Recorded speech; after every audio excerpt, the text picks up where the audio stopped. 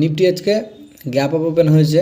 Open হওয়ার পর এই লেভেলটার ব্রেকআউট করেছে, কনসলিডেট করার পর না, কিন্তু ডিরেক্ট ব্রেকআউট করেছে 15 মিনিট টাইম ফ্রেমে।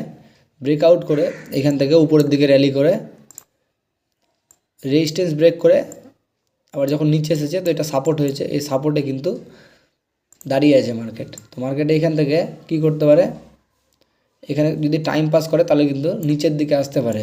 যদি মার্কেটকে এখান থেকে উপরে যাওয়ার হতো তাহলে এখানে এসে নিয়ে খুব ফাস্ট উপরের দিকে চলে যেত, কিন্তু এখানে টাইম পাস করছে। যেহেতু টাইম পাস করছে সেহেতু মার্কেট কিন্তু এখান থেকে উপরের দিকে যাওয়ার চান্সটা খুবই কম। মার্কেট এখানে কনসলিডেট করে ডাউন সাইডে যেতে পারে।